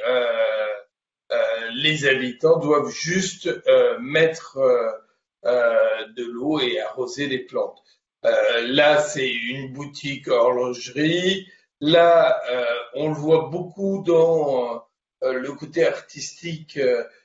C'est des expositions de photos, de tableaux et tout à l'extérieur sur des grilles et tout. Et je trouve ça très intéressant. Là, c'est à Toulon, on en reparlera, on a même un film là-dessus. C'est toute une rue commerçante qui était morte. Ils ont créé une SEM, ils ont racheté les pieds d'immeubles et aujourd'hui, c'est une rue qui est spécialisée en objets d'art. Ça peut être des gens qui cousent des vêtements, vraiment de tout, des développeurs de photos. Il y a un monde de fous et c'est vrai que tous les soirs, il y a une animation comme vous le voyez sur cette photo. Je terminerai par exemple la ville de Gap. Ce qui est intéressant, c'est un circuit. Toutes les places ont une statue. Donc c'est de l'art dans la ville également. Là, c'est la ville d'Orléans qui a mis en place il y a quelques années au moment de nos assises en 2017 des totems et ça permet de, grâce à un QR code, de savoir qui a vécu là, qu'est-ce qui se passe à cet endroit. Donc c'est réservé à la culture. Là aussi, là, on en a parlé tout à l'heure, hein, des trompe-l'œil qui sont, à mon avis, très intéressants. Là, c'est la ville de Rennes qui est en train de refaire tout un quartier et qui a mis des hermines. Et donc, c'est sympa, c'est accueillant, voilà. Là, et pour finir, c'est la ville d'Avignon. Il y a un festival qui s'appelle Hélios. Et vous voyez, toute la ville est transformée grâce à la lumière. Voilà, j'ai terminé. Oui, merci beaucoup Pierre hein, pour cette promenade rythmée. Je vais donc proposer à Madame Julie Marchand, qui est sociologue, qui intervient notamment dans la formation des managers de centre-ville à Caen, de nous faire une conclusion là de cette séquence sur l'art et la culture dans la ville. Et je pense que vous allez terminer autour de la ville un peu comme support culturel, hein, pour prolonger ce que disait Monsieur Gallet sur l'art de mettre en scène la ville. Déjà, je salue mesdames et messieurs les élus et merci pour cette richesse parce que franchement c'était passionnant ce matin pour la chercheuse que je suis, mais aussi pour l'entrepreneur de l'ESS que je suis puisque j'interviens dans l'économie sociale et solidaire. Et c'est vrai que du coup je vois énormément d'initiatives magnifiques là qui sont présentées. Alors je me suis essayée effectivement à la synthèse de clôture, ce qui est un exercice particulièrement complexe quand on a autant de richesses, mais on va essayer d'être le plus synthétique possible pour respecter le timing. L'idée, en fait, alors d'abord j'aimerais poser un contexte. Effectivement, on est quand même jusqu'à il y a très peu de temps, les fonctions urbaines étaient en train de changer. C'est-à-dire qu'on voit, et on le voit notamment avec la désertification de nos centres urbains, on le voit aussi avec la vacance commerciale. On est en train de changer de modèle et les cœurs historiques particulièrement souffraient beaucoup de ça. On est aussi dans un contexte de transition, que ce soit énergétique, mais sociale, avec la réorientation aussi du bâti qui s'est voulu pavillonnaire et qui s'éloigne de nos centres, et puis d'un coup on devient un stade finalement où on en revient à reconquérir le centre pour aussi des questions de non-artificialisation des sols, on reconsidère les mobilités douces. Et donc dans ce contexte-là, le Covid a un peu rebattu les cartes, puisqu'à la fois les centres urbains et nos cœurs de ville vont redevenir des lieux d'habitation. Et particulièrement pour les petites villes de demain, pour moi, il y a un enjeu fort à jouer, c'est la carte démographique de demain. Il y a aussi la question d'un lieu de tourisme. Effectivement, ça a rebattu les cartes beaucoup pour ce secteur-là, sur la question de comment va-t-on recréer de l'attractivité touristique, mais peut-être penser le tourisme déjà à court et moyen terme, avec le volet tourisme finalement tourné vers l'habitant et vers la proximité, puisqu'effectivement pour l'instant on ne peut pas aller bien loin. Du coup il y a une opportunité et cet enjeu ça va être surtout de rendre ça durable, c'est-à-dire de voir plus loin que tout ce que je viens de vous dire et faire en sorte que toutes ces belles initiatives qu'on a vues ce matin et toute cette énergie que chaque petite ville met en œuvre soit du coup des actions durables pour l'appropriation. Le deuxième point, du coup, c'est l'appropriation, qui pour moi a été un terme souvent employé et j'en suis heureuse parce que c'est vraiment ça qui est au cœur du sujet. c'est comment finalement on parle beaucoup d'attractivité, c'est le mot-clé qui a été employé, y compris d'un point de vue institutionnel. Et en fait, on se rend compte que l'appropriation par les habitants, c'est la clé pour effectivement que les cœurs de ville se redynamisent. Et du coup, il faut créer une identité. J'ai entendu aussi ce mot-là qui a été cité ce matin, une question de structuration aussi de cette identité, donc de donner du sens quelque part. Puisqu'en fait, l'appropriation, elle passe par quoi? On l'a vu ce matin avec les dynamiques culturelles qui prennent pour support, et là, Monsieur Creuset vient de nous faire la démonstration magnifique avec tous ces exemples, qui prennent pour support la ville ou qui s'inspirent de la ville. On l'a vu aussi avec les différents équipements, notamment à Tournu, où on a vu tous ces équipements qui ont été présentés, ces volontés d'associer effectivement. Mais il faut en fait penser, à mon avis, pour créer l'appropriation, une forme de réseau de tout ça. C'est-à-dire qu'il faut aller au-delà de simples dynamiques et d'initiatives ponctuelles, au-delà de la structuration de quelques équipements dans la ville, il faut le penser effectivement sur une volonté d'ensemble et définir, comme disait Monsieur Farama tout à l'heure, un fil conducteur. C'est-à-dire qu'il faut incarner une culture et du coup l'ancrer dans le territoire. Ça pose du coup la question du sens et du sens qui doit être partagé. Alors partagé à la fois au niveau du territoire, et là ça pose la question de la limite du territoire, parce que quand on parle de centre-ville, on pense, et là je pense à Madame Métadier, que je salue particulièrement aujourd'hui aussi, puisqu'on se connaît, on est sur la question de Beaulieu-les-Loches et Loches, avec un territoire et une intercommunalité. Ça veut dire aussi peut-être penser à plusieurs, pas penser tout seul, penser à l'échelle intercommunale, construire avec ses voisins, et donc définir un sens commun, pour être complémentaire et à la fois avoir des dynamiques d'attractivité et donc d'appropriation commune. Ça veut dire aussi mettre tous les acteurs, parce que ce qui a été très bien dit ce matin, c'est en fait, il n'y a pas que le public, il n'y a pas que la commune derrière tout ça. Il y a à la fois, alors, la commune a un grand rôle, mais elle n'a pas forcément le rôle de tout faire ou de tout financer. Elle a un rôle de facilitateur. Et notamment, c'est ce que va très bien montrer Madame Métadier. Pour la question, et je pense à Madame Soulinck aussi sur Aurillac, avec la question du public-privé, qui a été suffisamment mise sur la table, je pense que c'est très intéressant aussi de fédérer les acteurs économiques autour de dynamiques culturelles. Et donc, il y a vraiment un intérêt à travailler avec d'autres acteurs que finalement ceux qu'on identifie tout de suite.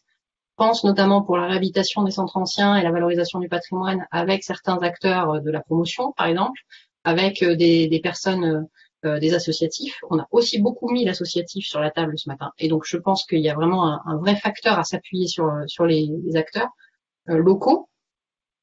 Il faut aussi rendre les habitants acteurs, et c'est ce que Madame le maire de Beaulieu-les-Loches a également dit, et ça se voit sur son territoire.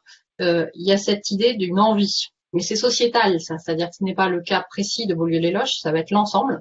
Il y a une envie effectivement de chaque citoyen de s'investir pour son territoire.